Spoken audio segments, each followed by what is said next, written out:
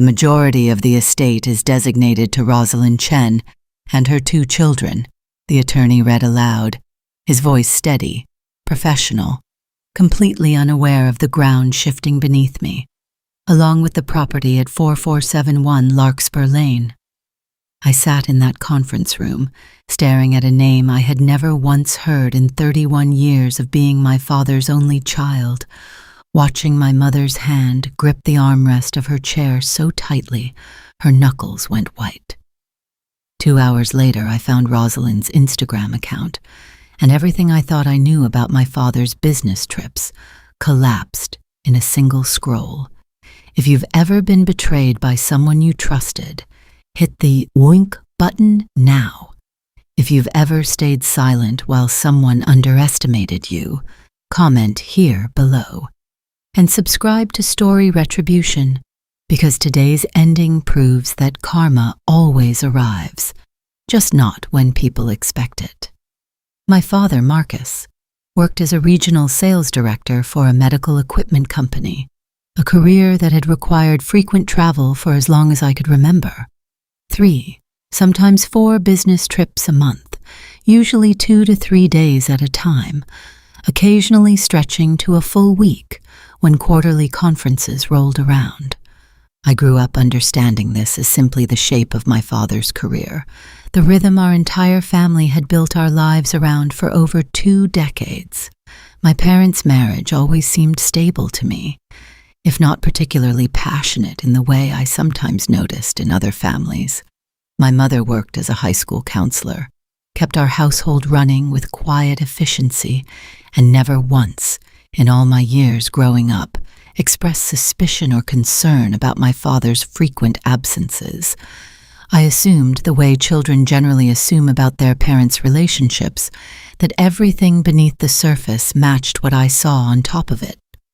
The small betrayal, though I didn't recognize it as anything unusual at the time, happened repeatedly throughout my childhood and into my adult years, my father missing certain family events due to unavoidable business conflicts, birthdays occasionally celebrated a few days late because of travel schedules, a general pattern of absence I'd simply absorbed as normal without ever questioning its full shape.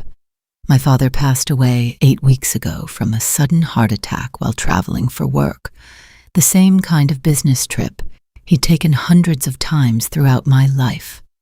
The funeral was devastating in the ordinary, expected way grief usually is, my mother and I clinging to each other through the service, extended family gathering to offer condolences, the slow, heavy process of beginning to accept a loss that still felt unreal.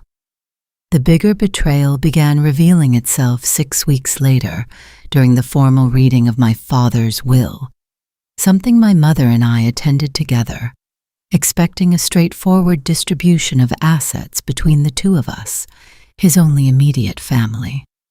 The attorney, a careful professional man named Mr. Ferris, began reading through the document methodically, and within the first few sentences, something felt immediately deeply wrong. The majority of the estate is designated to Rosalind Chen and her 2 children, he read, along with the property at 4471 Larkspur Lane.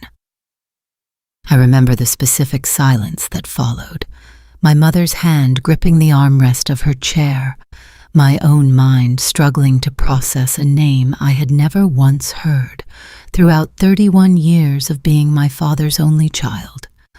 "I'm sorry," my mother said slowly, her voice carefully controlled despite the visible tremor beneath it. "Who exactly is Rosalind Chen?"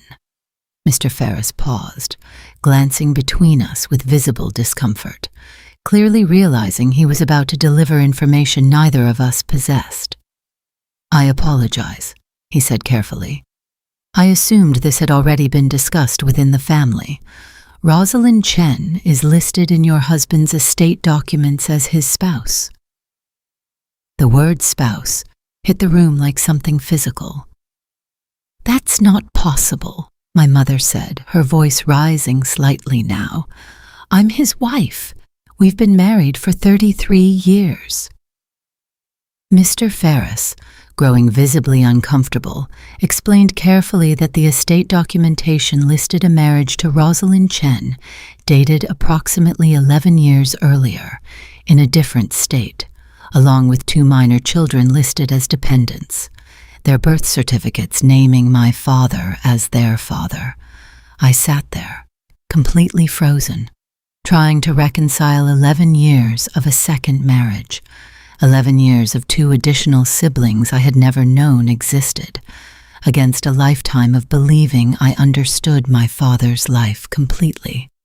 My mother, it turned out, during the following painful conversation with Mr. Ferris, had never been formally divorced from my father, meaning his marriage to this Rosalind Chen was, at minimum, legally complicated, potentially even fraudulent, given his continued undissolved marriage to my mother throughout the entire period. We left that conference room in stunned, devastated silence, my mother shaking so badly I had to help her into the car, both of us struggling to process a betrayal so foundational it reshaped our entire understanding of the man we had just buried. I couldn't stop thinking about the name Rosalind Chen. That evening, alone in my apartment, I did something I'm still not entirely sure was wise, though I don't regret it either. I searched her name online, my hands shaking as I typed, uncertain what I would find, uncertain whether I even wanted to find anything at all.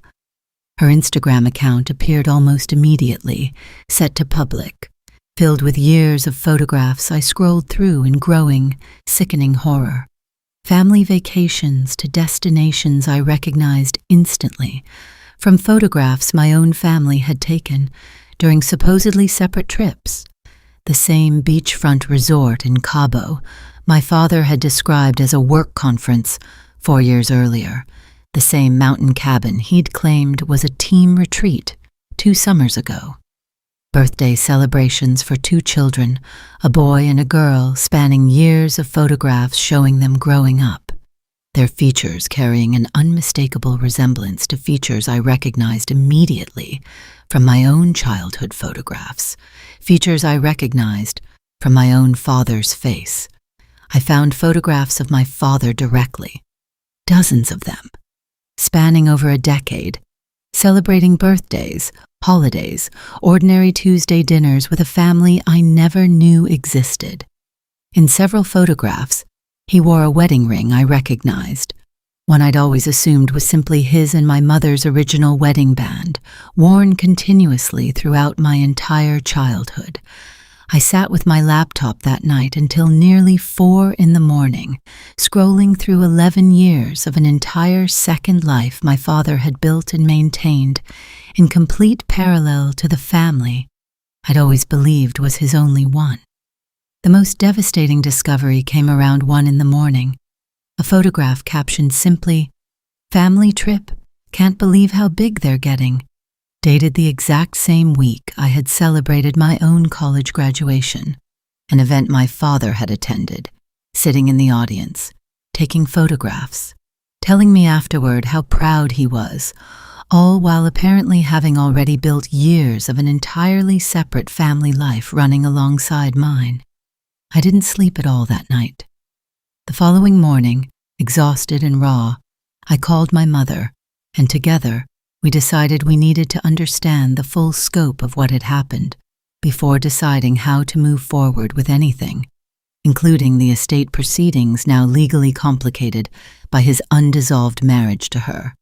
We retained an attorney, a careful, thorough woman named Ms. Ibrahim, who specialized in complex estate disputes, explaining everything we'd discovered, including the Instagram evidence documenting over a decade of a parallel family life maintained alongside an ongoing, legally valid marriage to my mother.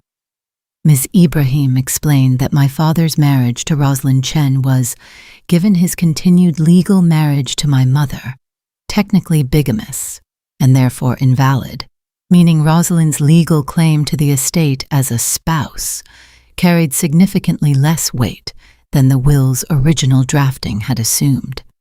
However, the two children, regardless of the complicated marital situation, were legally entitled to inheritance rights as my father's biological children, a fact confirmed through the birth certificates already included in the estate documentation. Ms. Ibrahim suggested reaching out to Rosalind directly, carefully, through legal channels, both to inform her of the marriage's legal invalidity and to understand, as much as possible, exactly what she'd known or believed about my father's actual marital status throughout their 11 years together. The meeting happened 3 weeks later in Miss Ibrahim's conference room, Rosalind arriving alone, visibly nervous, clearly having received enough advance information from her own attorney to understand the complicated legal reality she was walking into. She looked, disturbingly, exactly like the photographs, kind-faced, ordinary, someone who could have easily been a family friend or co-worker, rather than the woman my father had apparently maintained an entire secret marriage and family with for over a decade. "I need you to understand," Rosalind said, her voice shaking as she looked between my mother and me. "I had no idea he was already married. He told me his first marriage had ended in divorce years before we met. I found the paperwork he showed me at the time completely convincing. I would never have knowingly done this to another family." I believed her, watching her visible devastation, understanding slowly that she was likely as much a victim of my father's deception as my mother and I were, simply in an entirely different way. "He showed you divorce paperwork?" Ms. Ibrahim asked carefully. Rosalind nodded, pulling out a folder she'd brought with her. "I kept everything. I've always been careful about documentation for the kids' sake." The document she provided, when Ms. Ibrahim examined it carefully, showed clear signs of forgery. A fabricated divorce decree, dated 11 years earlier, using official-looking letterhead from a court that, upon verification, had no record of any such proceeding ever taking place. "Wait. What?" my mother whispered, staring at the fraudulent document, understanding fully for the first time exactly how elaborately my father had constructed this entire deception. "He forged an entire divorce decree," Ms. Ibrahim said slowly, "to convince Rosalind their marriage was legitimate, while remaining legally continuously married to you the entire time." Rosalind's hands trembled as she absorbed this confirmation. 11 years, she said quietly, tears forming. "My children believe he's their father, which he is biologically, but everything else, our entire marriage, was built on something completely fabricated." The family reactions unfolded slowly and painfully over the following weeks, an unusual complicated grief shared between two women who had both genuinely loved and lost the same man, both discovering simultaneously exactly how thoroughly he'd deceived them both. Rosalind's children, Maya and Theo, ages 10 and 8, learned gradually, carefully, with professional guidance, that their parents' marriage had never been legally valid, that they had a much older half-sister they'd never known existed. I met them eventually, months later, an encounter that carried its own complicated weight, genuine warmth toward two siblings who had done nothing wrong, layered over grief for the childhood relationship we should have had, stolen entirely by our father's decade-long deception. The estate proceedings resolved slowly, Ms. Ibrahim navigating the complicated legal reality carefully, ultimately ensuring both families received appropriate legally sound distributions reflecting the actual valid marriage to my mother, alongside legitimate inheritance rights for Maya and Theo as biological children, regardless of their parents' invalid marriage. I didn't feel triumphant through any of this. There was no villain to expose in a dramatic public confrontation, no single moment of satisfying justice. There was simply a slow, devastating unraveling of everything I'd believed about my father, replaced by a complicated, ongoing grief that included, unexpectedly, genuine compassion for a woman and 2 children who had been deceived just as thoroughly as my mother and I had been, simply in a mirror version of the same elaborate lie.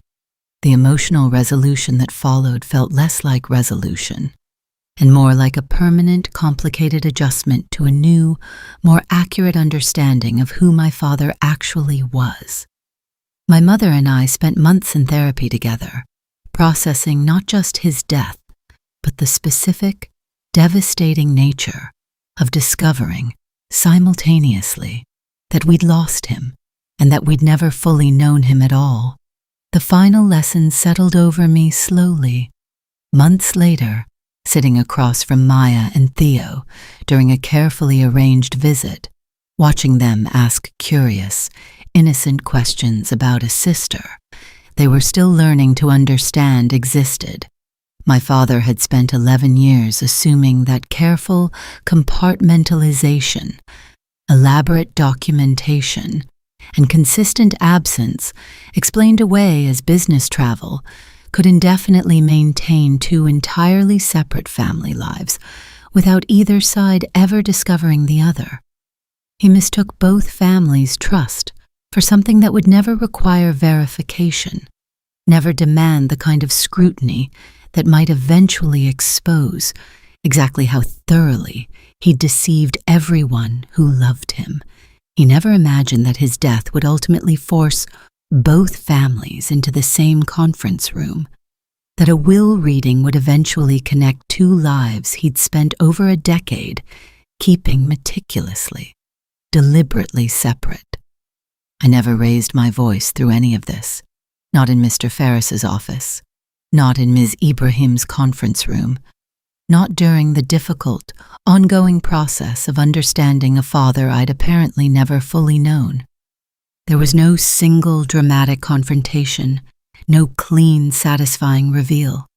There was simply the slow, devastating arrival of a truth 11 years in the making, uncovered not through anger, but through the quiet, undeniable evidence of photographs, documents, and 2 families finally, painfully, learning about each other. Karma doesn't always announce itself with satisfaction. Sometimes it simply announces itself as the truth, arriving far too late to change anything except how completely the story finally gets understood. If this story resonated with you, hit that like button right now. Tell me in the comments, what would you have done in my situation? If you enjoy stories about family betrayal, emotional drama, shocking revenge, and the justice that always finds its way back, subscribe to Story Retribution and turn on the bell so you never miss the next story. Tomorrow's story might be even more unbelievable. See you then.